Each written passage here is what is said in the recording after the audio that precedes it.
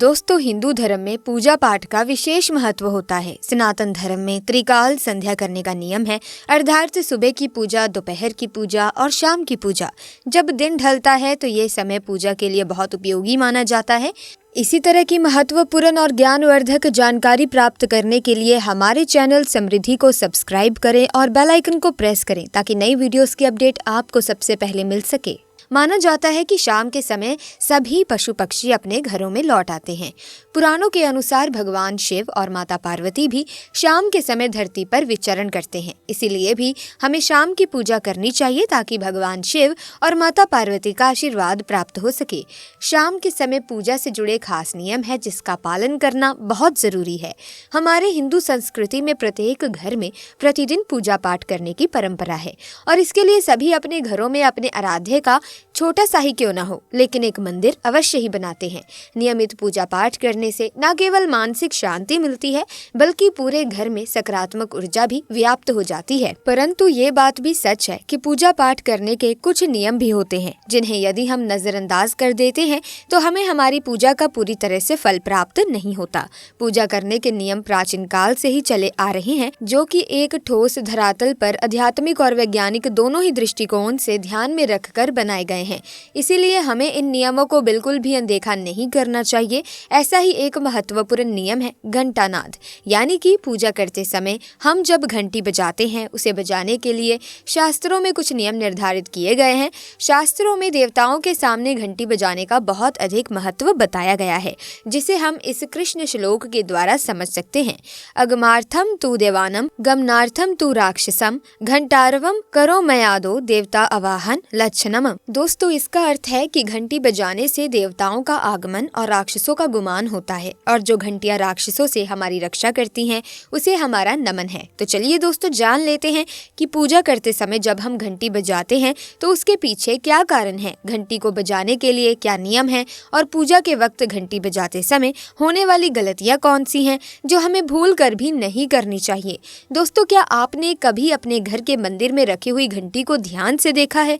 अगर आप ध्यान से देखेंगे तो आपको घंटी के ऊपरी हिस्से पर, यानी जहां से हम इसे पकड़ते हैं, उस पर गरुड़ बना हुआ दिखाई देता है। अंततः घर पर जो हम घंटी इस्तेमाल करते हैं उसे गरुड़ घंटी कहा जाता है। पूजा करते समय गरुड़ घंटी का उपयोग भगवान को आमंत्रित करने अर्थात भगवान का आवाहन करने के लिए किया जाता है, जिससे एक सुंदर ध्वनि से भगवान का आवाहन करने का आभास होता है।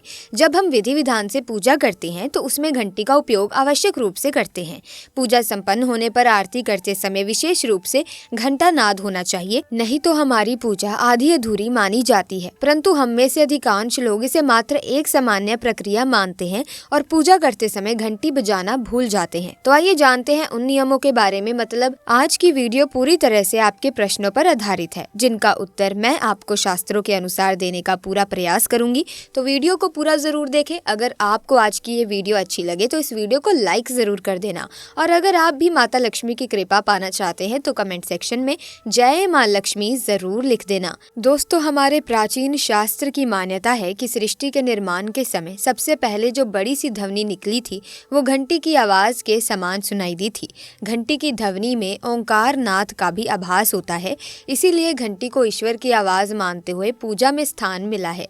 इसीलिए घंटी का कभी भी अपमान ना करें और जिस तरह से देवी देवताओं की पूजा की जाती है वैसे ही घंटी की भी पूजा करनी चाहिए। दूसरी बात, घंटी को प्रणाम करके ही उसे बजाना चाहिए। बिना प्रणाम किए घंटी बजाना अच्छा नहीं माना जाता। दोस्तों, आपने अक्सर ये महसूस किया होगा कि पूजा करते समय जैसे ही घंटी बजाई जाती है तो पूरे घर के साथ साथ संपूर्ण वातावरण शुद्ध और पवित्र सा हो जाता है और चारों ओर सकारात्मकता फैल जाती है। लेकिन यदि हम नियमों को नजरअंदाज कर देते हैं तो हमें इसका संपूर्ण फल नहीं मिल पाता। दोस्तों, अधिकतर लोग पूजा संपन्न होने पर केवल आरती के समय ही घंटी बजाते हैं, लेकिन ये भी ध्यान रखें कि भगवान को जल अर्पण करते समय, धूप दीप लगाते समय, नैवेद्य अर्पण करते समय घंटा नाद करना चाहिए। ऐसा करने से हमारी पूजा संपन्न मानी जाती है। दोस्तों, घंटी बजाते समय भगवान का नाम अथवा आरती अवश्य बोलनी चाहिए। 1 या 2 मिनट ही क्यों ना हो, परंतु प्रतिदिन सुबह शाम घर में घंटी अवश्य बजानी चाहिए। यदि आपको अपने घर में या अपने आप में नकारात्मकता महसूस हो तो आप थोड़ी देर के लिए भगवान के सामने घंटी अवश्य बजाएं। सारी नकारात्मकता नष्ट हो जाएगी। दोस्तों, पूजा घर में शनि महाराज एकांत, विरह, उदासीनता और वैराग्य के देवता माने जाते हैं, जबकि गृहस्थी को चलाने के लिए राज, प्रेम एवं भौतिक चीजों की जरूरत होती है। इसीलिए शनि महाराज की मूर्ति को घर में नहीं लाना चाहिए। दोस्तों, सबसे पहले बात, दीपक और धूप दान की भारत की परंपरा मिट्टी से जुड़ी है। इसीलिए मंदिर में पारंपरिक मिट्टी का दीपक अवश्य होना चाहिए। अगर आप मिट्टी का दीपक नहीं रख सकते हैं तो धातु के दीपक का उपयोग करें। अगर भगवान में आपकी आस्था ज्यादा हो तो आप उपला रखकर गुड़ और घी का धूप भी दे सकते हैं। ऐसा करने से घर में सुख शांति बनी रहती है। दूसरी चीज, घर के मंदिर में स्वास्तिक अवश्य होना चाहिए। या तो आप इसे रौली से बना लें, क्योंकि स्वास्तिक आपके घर की शक्ति, सौभाग्य, समृद्धि और शुभता का प्रतीक माना जाता है। यही मुख्य कारण है कि कोई भी शुभ कार्य करने से पहले स्वास्तिक का चिन्ह अवश्य बनाया जाता है। तीसरी चीज है कलश। भगवान श्री कृष्ण कहते हैं, कलश सुख और समृद्धि का प्रतीक है। अपने मंदिर में रौली, कुमकुम से स्वास्तिक बनाकर उस पर मंगल कलश अवश्य रखें। ऐसा करने से घर में सदैव समृद्धि बनी रहती है और ऐश्वर्य की प्राप्ति होती है। चौथी चीज, बहुत ही कम लोग जानते हैं कि शंख की उत्पत्ति समुद्र से निकले 14 रत्नों के साथ हुई थी। इसी कारण से शंख दूसरों को अत्यंत प्रिय है। शंख की ध्वनि से सकारात्मक ऊर्जा का भी संचार होता है। इसीलिए मंदिर में शंख अवश्य होना चाहिए। शंख के घर में उपस्थिति से माँ लक्ष्मी भी प्रसन्न होती है और उस घर में कभी भी धन की कमी महसूस नहीं होती। पांचवी चीज, मंदिर में अपने घंटी अवश्य देखी होगी, क्योंकि घंटी को शुभ माना जाता है। इसीलिए जब जब घर के मंदिर में घंटी की आवाज होती है, वहाँ का वातावरण शुद्ध और पवित्र बनता है। जिस घर में पूजा के दौरान घंटी बजाई जाती है, उस घर के आसपास की सभी नकारात्मक शक्तियां दूर हो जाती हैं और साथ ही सुख समृद्धि के द्वार खुलने लगते हैं। तो ये है वे वस्तुएं जिन्हें घर के मंदिर में जरूर रखना चाहिए। आइए अब जान लेते हैं कि घर के मंदिर में कौन सी चीज कभी नहीं रखनी चाहिए।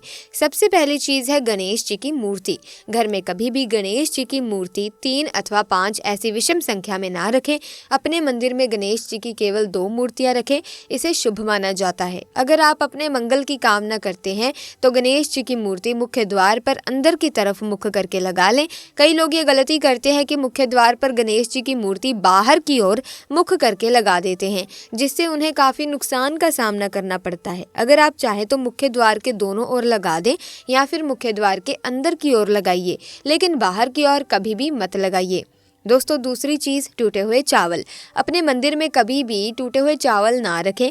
इसके साथ ही पुराने चढ़ाए हुए चावल अधिक समय तक ना रखें। ये नकारात्मक ऊर्जा फैलाते हैं। ये भी ध्यान रहे कि आप मंदिर में रखने वाले चावलों का इस्तेमाल हल्दी में भिगोकर ही करें। इससे अधिक शुभ परिणाम मिलेंगे। तीसरी चीज़, पूर्वजों की तस्वीर। इसके साथ ही अगर आपके घर के मंदिर में पूर्वजों की तस्वीर रखी हुई है तो उन्हें तत्काल बाहर निकाल दें। ये आपके परिवार के लिए काफ़ी अशुभ है। धर्म ग्रंथों के अनुसार पूर्वज पूजनीय हैं, लेकिन वो देवताओं के बराबर नहीं है। इसीलिए अपने पूजा घर में कभी भी मृत परिजनों की तस्वीर ना रखें। ये आपके लिए अशुभ संकेत है। इसके परिणाम भी काफ़ी घातक हो सकते हैं और मंदिर का वातावरण भी नकारात्मक हो सकता है।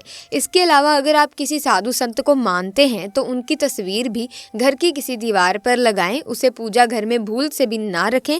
यह घर के वातावरण को नकारात्मक बनाता है। इसके साथ ही महाकाली, काल भैरव की मूर्तियां भी पूजा घर में ना रखें। और हाँ दोस्तों, ध्यान रहे कि माँ लक्ष्मी के खड़े स्वरूप की पूजा मत कीजिएगा, क्योंकि माँ लक्ष्मी हमेशा बैठी हुई मुद्रा में होती है। इसीलिए उनके बैठे हुए स्वरूप को ही पूजना सही है। चलिए दोस्तों, अब हम आपको बताते हैं उन अति महत्वपूर्ण चीज़ों के बारे में जो आपकी पूजा घर में होनी ही चाहिए। धर्म ग्रंथों में इन चीज़ों को अत्यधिक पवित्र और खुशहाली के साथ साथ समृद्धि का प्रतीक माना गया है। ये चीज़ आपको खुशियों की चौखट पर खड़ा करती है, इसीलिए ये आपके मंदिर में होनी ही चाहिए।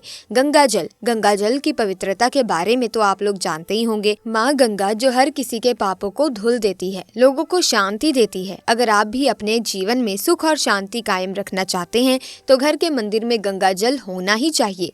तो इसके लिए आप एक तांबे के पात्र में गंगा जल को भरकर रख सकते हैं। ये आपके परिवार में सुख शांति का प्रतीक है, जो घर की पवित्रता को भी बनाए रखता है। इसीलिए कभी भी प्लास्टिक की बोतल या अपवित्र बर्तन जैसे स्टील या लोहे के बर्तनों में में गंगा जल नहीं रखना चाहिए, ये अशुभ होता है। और अगर आप माँ लक्ष्मी को प्रसन्न करना चाहते हैं तो पूजा करते समय माँ लक्ष्मी को कमल का फूल चढ़ाएं। माँ लक्ष्मी कमल के फूल पर ही विराजमान रहती हैं, जो उन्हें बेहद प्रिय होता है, इसीलिए क्योंकि ये कीचड़ से निकलकर भी दुनिया में खूबसूरती और पवित्रता बिखेरते हैं। इसीलिए माता लक्ष्मी की पूजा करते समय कमल का फूल जरूर चढ़ाना चाहिए। ऐसा करने से कई गुना लाभ आपको मिलेगा। दोस्तों, ध्यान रहे कि आप दीपक से दीपक ना जलाएं। शास्त्रों के अनुसार जो व्यक्ति दीपक से दीपक जलाता है वो रोगी होता है। ऐसा करने से रोग भी परिवार में पनपते हैं, इसीलिए कभी भी दीपक से दीपक नहीं जलाना चाहिए। साथ ही मंदिर में एक घी का और एक तेल का दीपक जरूर जलाएं, ये आपको समृद्धि देगा। घी का दीपक दाएं तरफ और तेल का दीपक बाएं तरफ जलाने से समृद्धि बरकरार रहती है। इसके अलावा घंटा, धूपदानी, गंगा जल जैसी चीजों को बाएं तरफ रखना शुभ होता है। तो दोस्तों, जो जो वस्तुएं हमने आपको बताई हैं कि आपको किन वस्तुओं को मंदिर में रखना चाहिए, या फिर दीपक के महत्व के बारे में बताया है, या फिर घंटी के महत्व के बारे में हमने आपको अच्छे से समझा दिया है, तो आप इन सभी बातों का जरूर ध्यान रखिएगा ताकि माँ लक्ष्मी की कृपा आप पर बरसती रहे। क्योंकि जब आपके साथ माँ लक्ष्मी का साथ होता है तो आपके घर में सकारात्मकता का वास होता है, आपके इर्द गिर्द सकारात्मक माहौल रहता है। तो ऐसे में आप इन सभी बातों का जरूर ध्यान रखिएगा। उम्मीद है दोस्तों कि आप ये समझ गए होंगे कि मंदिर में क्या रखना है और क्या नहीं रखना है। अगर वीडियो आपको बेहद अच्छी लगी है तो आप इस वीडियो को लाइक करें, शेयर करें, और अगर आप भी माता लक्ष्मी का आशीर्वाद पाना चाहते हैं तो कमेंट सेक्शन में सच्चे हृदय से जरूर लिखें जय माँ लक्ष्मी। और साथ ही इसी तरह की जानकारी प्राप्त करने के लिए हमारे चैनल को अभी के अभी सब्सक्राइब करके बेल आइकन को प्रेस कीजिए ताकि वीडियोस की अपडेट आपको मिलती रहे।